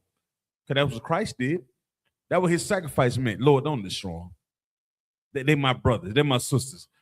Let me be the living sacrifice for them. That's right. So that's what we do in this school. We teach our brothers and sisters to be the living sacrifice, to not be part of the world, but be a part of this world, the Lord's world. So That's right. Give him a hand, man. It's heavy, man. And they dig up the records, man. The more they dig and find these records and prove that we're the real Jews, Captain Zariak is blazing on these podcasts. And the information is so heavy, it's just easy. And even white folks in the comments are like, oh, I can't argue with that. You can't argue with it. Hey, we're more right. And then as they digging up these records and starting to find the remnants of King David, find the remnants of these apostles, like, oh, the Jews are actually that. I was watching that Zootopia movie. It was talking about some of that, like, you know, the records, the snake, you know, we got to find the truth. It's all hidden in this stuff. It's crazy. Man, yeah, but you're right. So right. Where was we at? Yeah, I know the cartoon. It's crazy because even in that cartoon, I'm not a conspiracy theorist, but you know, there's a certain rhythm and flow when it comes to what's real and what's not, as far as how they try to portray a message through media. And this was like the Zootopia was like some serpent people where, you know, snakes are bad, but they're actually good though. Yeah, you take it, yeah, they're actually good. These white folks lied, and the white folks are these like snow lynx. They were real rich, and you know, and the whole time they had these record book he tried to find and prove to everybody, yeah, that we were actually the good ones. They stole my grandma's patent and they demonized us. It was crazy. I was like, man, look at this little cartoon. The new one, yeah. See, I never seen the old one. I never seen, yeah. Yeah, the snow buddy. I ain't seen the old one. I ain't know nothing about none of it. I'm watching it like, look at them trying to say something in this movie. It's crazy, you know, but it kind of relates to real life. Yeah, high and true in plain sight, man. But yeah, shout out to that. It was funny. But you gotta check it out. See, let me know what y'all think when y'all see it. You'll be able to pick up what they're putting down pretty much. You said where was it? You said Obadiah, but you never said The shame for the cover part. Oh, okay. Yeah, the first This right the there, book yeah. of Obadiah. Obadiah, verse 10. Let's go above verse above it, then 9 and go to 10. Yep. All right, come. It says, "And thy mighty men, O Teman, shall be dismayed to the end that every one of the mount of Esau may be cut off by slaughter." There goes that Mount of Esau again. All of them get cut off. Go ahead. Verse 10. "For thy violence against thy brother Jacob." That's why, man. The Lord is like, he cares about his people. He wants to get back. He's going to get it because of the violence, man. Not because he's the color of his skin. I didn't read that. Did you go down? Because of the color of his skin. Because of the Democratic Party or his Republican. What is it? What do you call that? Was yeah, yeah. Thank you. But I didn't read because of his political affiliation or his color or the church he went to. Kodam just read because of the crimes. Go ahead. Come. "For thy violence against thy brother Jacob." Oh, Slucky, the violence. Yes, for the violence. Go ahead. "Shame shall cover thee." That shame. We have to add to that. How's the shame going to cover him if we're not exposing it? It's going to just sit here in the record book and just die. You have to shame him. You have to pick up a gun. You have to hit him or shame him. Talk about what they did to Emmett Till. Yes. Talk about what they did to Mary Turner. Talk about what they did to the church bomber with those 4 or 5 little girls. Talk about Tanya Harding in the store when the Chinese person, you know what I'm saying, and the so-called oppressor didn't care. Rodney King beaten. Talk about that. Show that old video again. Natasha Harlings. Talk about all the crimes, man. The crack epidemic. To see how the CIA purposely did that to your uncle and them. Everybody's mama was on crack back in the 80s, damn near. The color of Christ. Talk about that. Talk about a transatlantic slave trade, and don't let no Egyptologist tell you it was a lie. Talk about it. Shame him. Prove it that he did these things.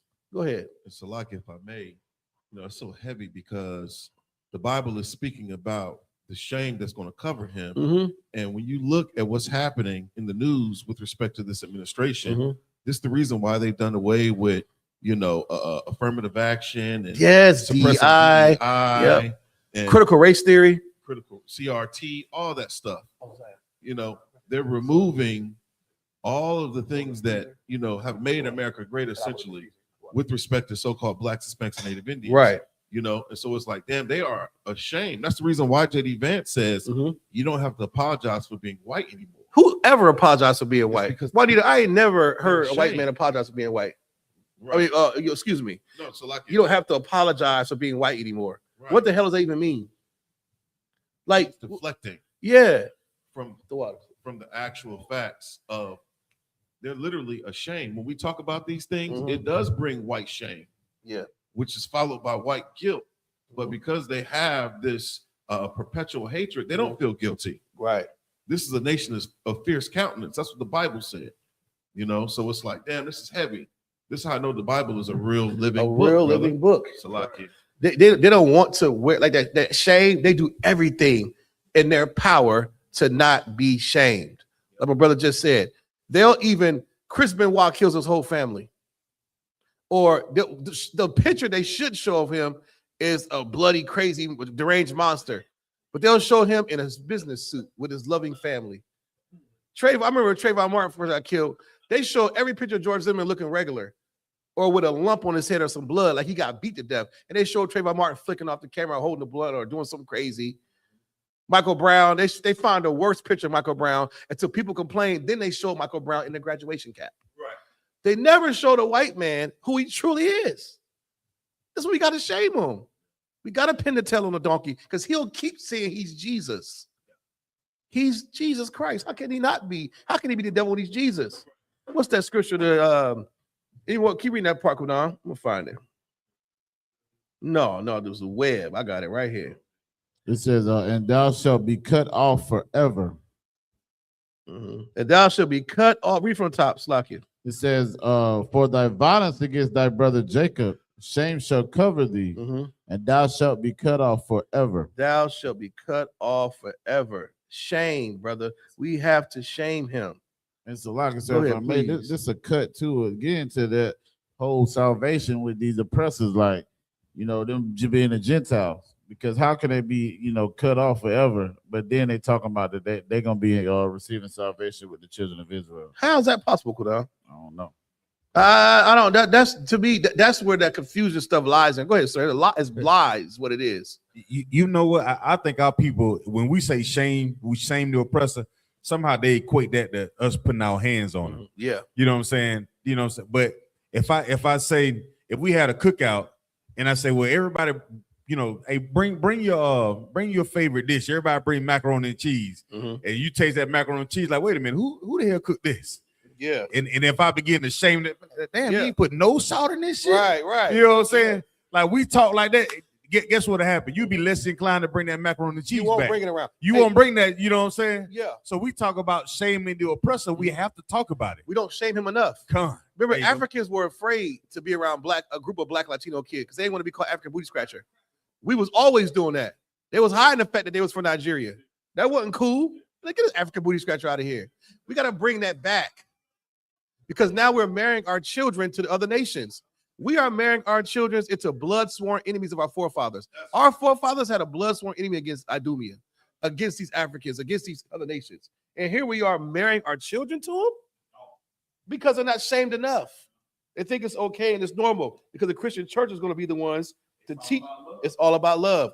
That's why we stand in that gap and we doing what the Lord said. He told Ezekiel to do. And the prophets, put your face against Mount Seir. Prophesied against it. Shame him. He told Obadiah the same thing. He said, shame shall cover them. How do you think it's going to happen if we don't say that? How's the shame going to come if we're silent just like the Christians? Now he's still Jesus. Yeah. Love everybody. John 3:16.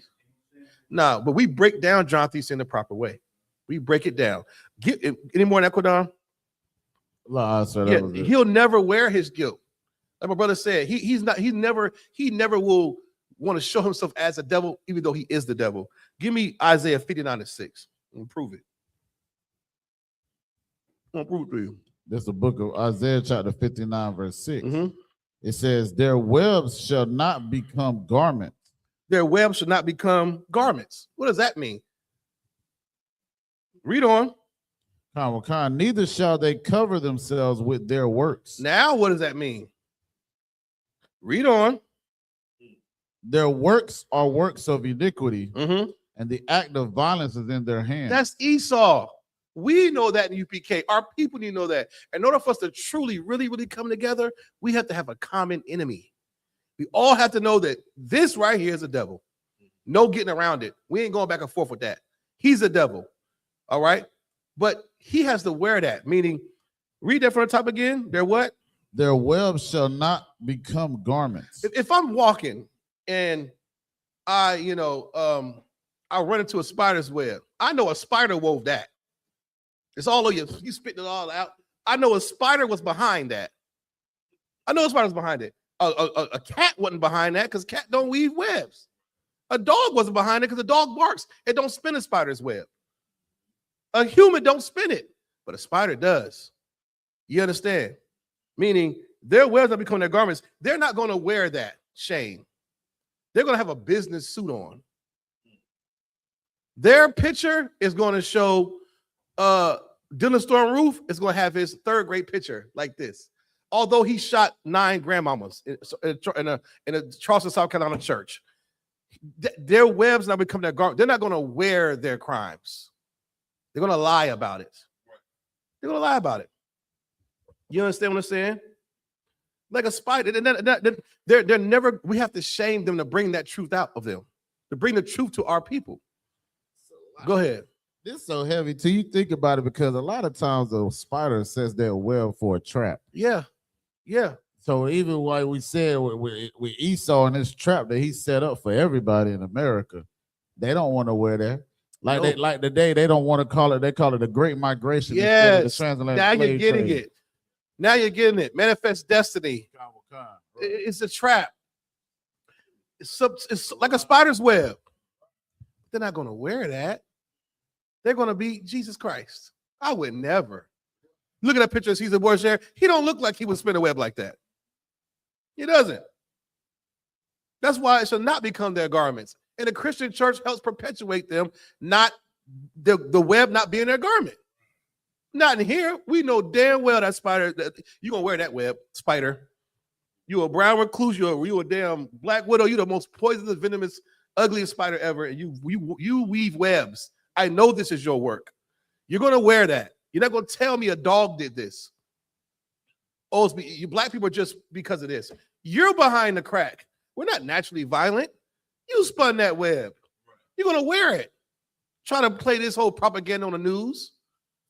That's how we talked about the video, the anti-left, President Nixon's aide said it. They created this propaganda to make us look like criminals on the news and make the white man look like the victim. It's always been that. Yes, please. Started the, I'll tell you, here's press play. Educational purposes only, fair use, YouTube. All right. We didn't make this video. We're just using it for educational purpose. But they don't wear their crimes. You know, a spider's got a web. He right there chilling, waiting. No, he did that. He's behind the web, not Esau. Read on from the top. The book of Isaiah chapter 59, verse 6.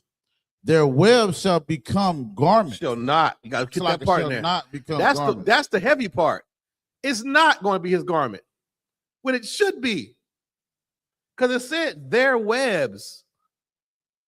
I know who did this. Spider did it.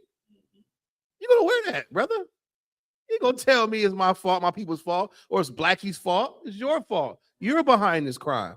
You're the devil. Yes. They don't want to put, that's what we talk about shame. We have to shame them because they don't want to put that on. They don't want to take accountability for the crimes they've been committing.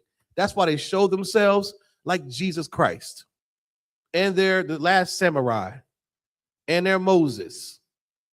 Hell, they're the Prince of Egypt. They're everything good. And we just bad darky and wetback full beaner. That's all they call us. Yeah, drum beaters, spear chuckers. Him?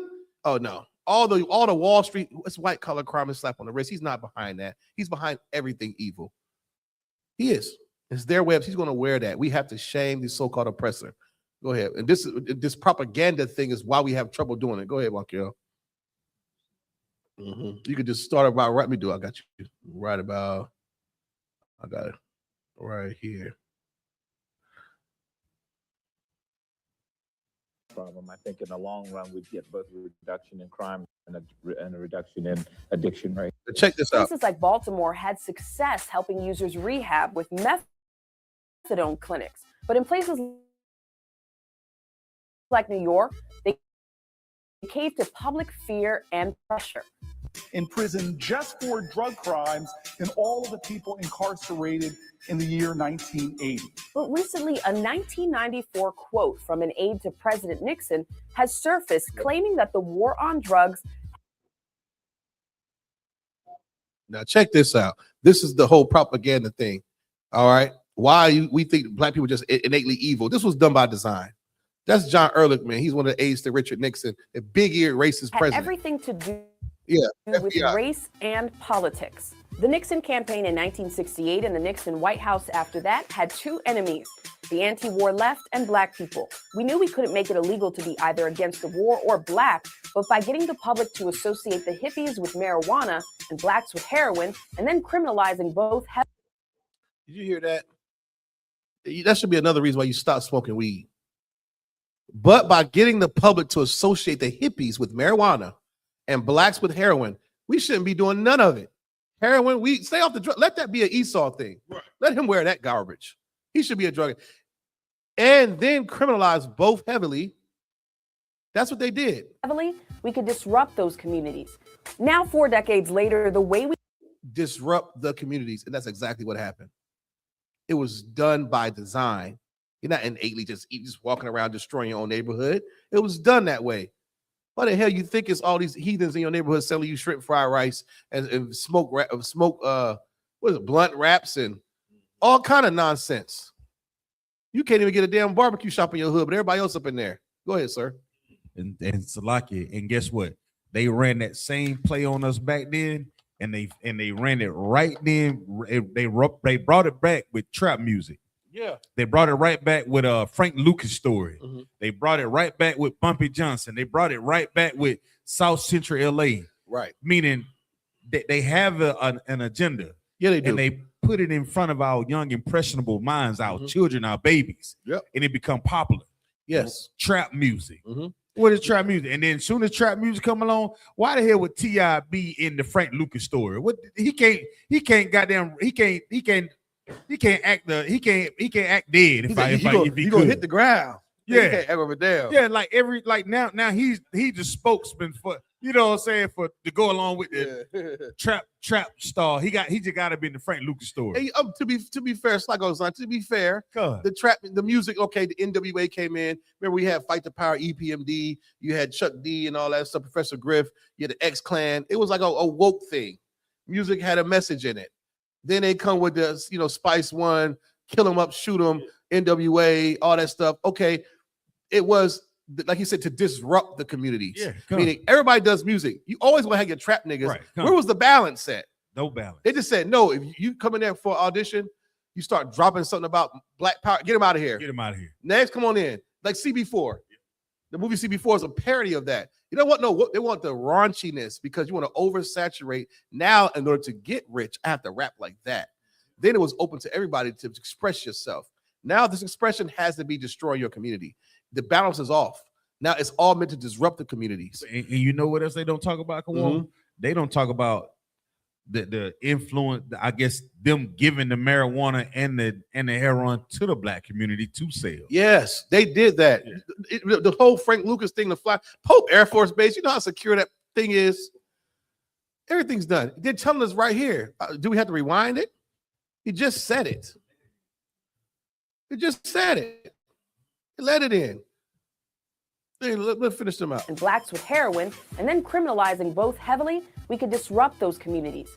Now, 4 decades later, the way we tell the story is starting to shift. Even more surprising may be the face of the new addicts. Heroin and opioid use is skyrocketing, killing off mostly young white Americans. And with that, there's a push to see drug abuse for the disease that it really is. I went to a small private school and I used to be an all-star athlete. Government officials are admitting that we have too many people in prison for. You see how they just showed the nigga smoking a crack pipe? A crack pipe in some rat tunnel. Then it just showed Whitey, I used to be an athlete and smiling with all his teeth. He's going to wear those webs. It's propaganda. It's happened so subtly, like your kids watching SpongeBob and pick up on something gay or something. It's programming constantly. And enough of this, you're going to hate your own people too. And you'll start praising and loving the white man and not knowing he's the one behind the spider's web because he'll never wear his garment of the web. He won't. He won't. You know, we have to constantly shame him in order for the truth to come out. What we say here? Go ahead, Bob. My football. Okay, you got it. Read that scripture while waiting for the top again, Quidon. This is the book. This is the book of Isaiah, chapter 59, verse 6. Their webs shall not become garments, neither shall they cover themselves with their works. They're not going to cover themselves with their works. They're behind everything. How else are we going to know that they're behind the works if we don't prophesy against Mount Seir? And shame shall cover. We have to say it and we have to show it in these classes. Christian church would never play no videos like that. They don't even talk. They wouldn't even break down Obadiah or Revelations or Ezekiel, nothing, because it's going to cause them to say, well, who is the man behind this? And it's Esau. It's him. It's always been him from the beginning. It's always been Idumea, Mount Seir. Go ahead, Quran, finish it out. Come. Their works are works of iniquity. Their works are works of iniquity. He's telling you right here. It didn't say their works was those of humanitarian missions. Their works are fellowship and brotherhood. Their works are what? Their works are works of iniquity. Iniquity, sin, debauchery, wickedness. That is their works. That's right. Read on. And the act of violence is in their hands. The act of violence is in their hands. You want to see a bunch of black kids, oh, they jumped this. They learned it from you. Right. They learned it from the so-called oppressor. The gangs of New York, snatching that black man out of that jail and lynching him in front of the public. Executing swift justice without due process comes from white folk. Every bad habit we learn comes from them. It's in their hands, man. It's in their hands. Read on. That's it. That's it for verse 6. I don't know. You understand? Read on. I think there's more than that. Yeah, come. Verse 7. Their feet run to evil. Come on, man. And they make haste to shed innocent blood. They make haste to do it, man. This is the same one who don't want to wear the web coat off, but he's the same one doing everything. What kind of beast is this? That's why he has to go. That's why he has to go. Don't ever let anybody question you. Why y'all such against the white man? Brother, you have no idea. Where do I start? Where do I start? Go ahead. It says their thoughts are thoughts of iniquity. Wasting and destruction are in their paths. Good God. Wasting and destruction are in their paths. And remember, we said we're going to prophesy against them and their cities. They plan evil, but they don't know the Lord is going to have the last say so. Go ahead, Bonkel. That's like if I may. And we just seen recently what they dropped bombs over Venezuela. Yeah, they did. And there was no return fire. Nope. These people were not seeking peace. And it's Venezuela, weak ass army. Yeah, that weak ass army, they're poor. Go look at some Vice specials on Venezuelan prisons and their economy, how they have their currency changed so many times since the 60s and 70s. It's just like barrels of cash, useless. They just burn it. Like there was their currency was so bad at one time. If you took money to them, it was such a negative. They owe you money. Meaning, like, you know what I'm saying? Like they owe you more change. They're poor, man. They're poor. They have this oil though. That primarily, when it comes down to their economy, it was codependent upon the oil. Yeah, they don't control it. Right. Yep. America wants it. They don't control it. The people are not eating. They're starving. It is highly poor. People are leaving. You know how beautiful that land mass is in Venezuela? And people are leaving there because they can't eat. Can't eat. Restaurants are shut down. What was once beautiful, it's just nothing. And they get bombed to piss, and they can't do anything about it. Can't do nothing about it. Marcus, go ahead. So I just found it very interesting to see that there was no, like, they're not even defending themselves. Yeah. You're still dropping bombs. You still firing upon these people. Yeah. This is speaking about those people. Yep. In this book right here. Yep, it is. Isaiah Salakia. It is speaking about them. They don't care. They're gonna just grind you in the powder. In the powder. And they're doing it to show all the other nations that look at us.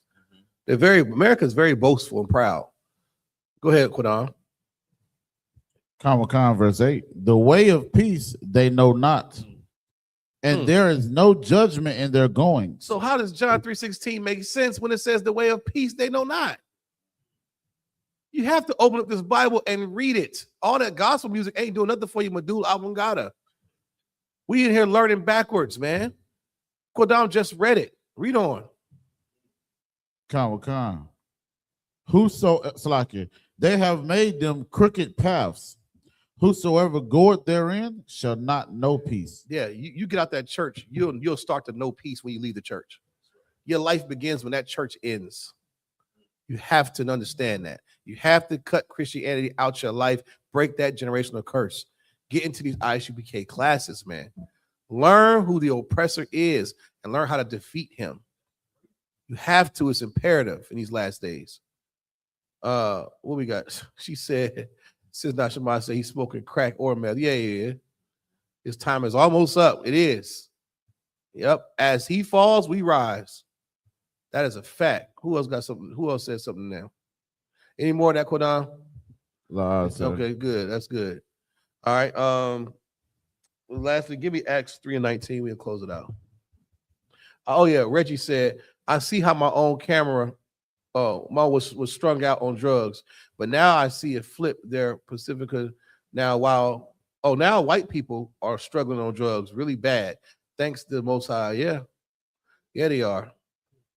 That now they're dying from opioid, and fentanyl. That's lucky. It's a fentanyl, right? It's a fentanyl. They passing away over. They did what else? Yeah, drugs and food stamps. Yeah. Yep. She's right. You got that? Go ahead, Quinell. The book of Acts, chapter 3, verse 19. Repent ye therefore and be converted. See, this is still a law class. We're gonna end it on this. All right. Repent and be converted. Yeah, Esau's an oppressor, he's a devil. But what about you? We don't go down his crooked path. We don't follow him to do evil. If we've done evil in the past, well, Christ died so we can become brand new. So we can't have a shot at the kingdom of heaven. But you have to do this first. Go ahead. That your sins may be blotted out. You got to repent so your sins can be blotted out. That's why. You don't want the Lord remembering all the crap you did, all the weed you smoked, all the pork you ate, all the whores you did, this and that, all the times you stole, all the pagan holidays you worshiped, all the oaths you took. Come on, man. That needs to be blotted out. Read on. When the times of refreshing shall come from the presence of the Lord. Verse 20. And he shall send YAHANNA, which before was preached unto you. That's right. Verse 21. Whom the heaven must receive unto the times of restitution of all things. Damn right. Which God hath spoken by the mouth of all his holy prophets. All his holy prophets. Go ahead. Since the beginning of, since the world began. This ain't nothing new, man. Since the world began. We've been speaking this message. Christ is coming back. He is the king, gonna sit on the throne. If you want to have a place in that, we have to become brand new people, repent for our sins, man. So our sins can be blotted out. So we can become perfect and upright and brand new on the side of the Lord. That's what I came into I.S.U.P.K for. That's why I received the Hebrew name. I was tired of being that old bastard. I had to become something brand new. Had to die that first death. You all have that responsibility. You understand? Sis Naomi, Shalom, sis, what's up? She said, Khan, sir, that fentanyl taking them out like crazy. Yeah, it is. We got to carry Narcan to camp. Mark, y'all got Narcan in that bag. In case somebody start dosing at the campsite. Fentanyl taking them out like crazy. Crack did destroy our neighborhoods, but crackheads won't really dying like that. They were functioning. I mean, they were stealing. You better hide your Nintendo or hide your leather jacket.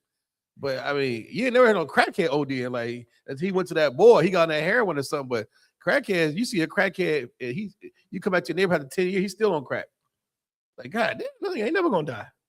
It's crazy. But yeah, that fentanyl is taking Esau out. And this first time goes too. Like, you hear the stories about the little white Amy. She was a straight A student at a Penn State. She went to a party one night, and that was her last party. She OD'd on fentanyl, taking a pill from a friend. Yeah, they're dying like that. It sounds like drug addicts to me too, Kodan. Why don't they just get their stuff together? I don't know. But is that Kodan? That's pretty much it, right? Read that last part from the top. Acts at the very first line. That's it. The 19 other one. The Acts 3, 19.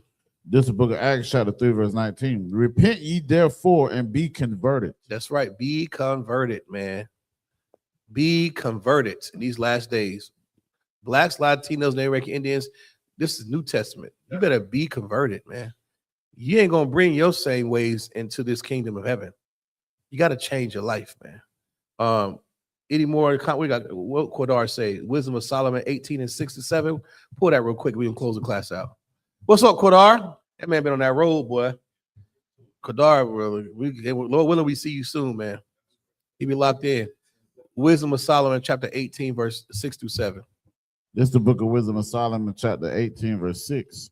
Of that night were our fathers certified afore, that assuredly knowing unto what oaths they had given credence, they might afterwards be of good cheer.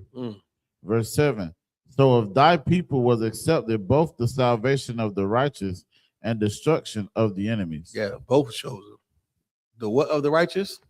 So of thy people was accepted both the salvation of the righteous, and the destruction of the enemies. Yeah, that's right. Go both ways. And with that, I'm going to pass the class off to Officer 1000 Bonkier for the announcements.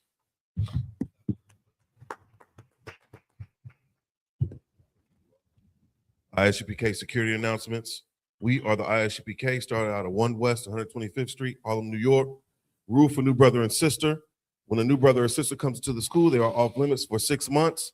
They are to be saluted only. They are here to shed themselves of the world. If they need transportation, the teacher will arrange it. After 6 months, if a brother or sister has an interest in a particular person, he or she must get permission from the head to speak to a brother or sister. There's another 6 months in which the brother and sister will court each other. After this 6-month period, the brother and sister will get permission from the head to marry. Tithes, which is a commandment. Book of Numbers, chapter 18, verse 21. Book of Malachi, chapter 3, verses 8 through 10. Means tenth in the Hebrew is pronounced ma'ashera. 10% of every penny of any increase the Lord gives you, give to Treasury Department or teacher. Priest funds, a free will offering for priests, not mandatory. Whatsoever amount you would like. The upcoming Holy Convocation, we have the Feast of Purim, 14th day and the 15th day of the 12th month, which will be Monday, March 2nd, and Tuesday, March 3rd of 2026. According to the book of Esther, chapter 9, verses 20 through 31. We also have the Lord's annual 57th Passover. It's coming up starting the week of April the 1st through the 5th, Salakia. Passover is actually on the 4th. It's going to be held in Houston, Texas. It's $200 per adult. That's 17 and up. Get with your camp leader, set your affairs in order. If anyone wants to be a trooper in the school, start wearing all black, boots, shirt, pants, headband, and scarf. And with that, I.M.A.J.I.M, which means to stand. Men of Israel, we're going to render one courtesy salute to the teacher. Men of Israel, I.M.A.J.I.M Shabbat, I.M.A.J.I.M, Barak, Yahweh by Hashem Yahweh Shabrakatah. Yada Matah, hands down, Sar, turn to face the sisters. Sisters, I.M.A.J.I.M, which means to stand. Men of Israel, we're going to render one courtesy salute to our sisters. I.M.A.J.I.M Shabbat, I.M.A.J.I.M, Barak, Yahweh Shamar Latah by Hashem Yahweh Shai. Yada Matah, hands down, class dismissed.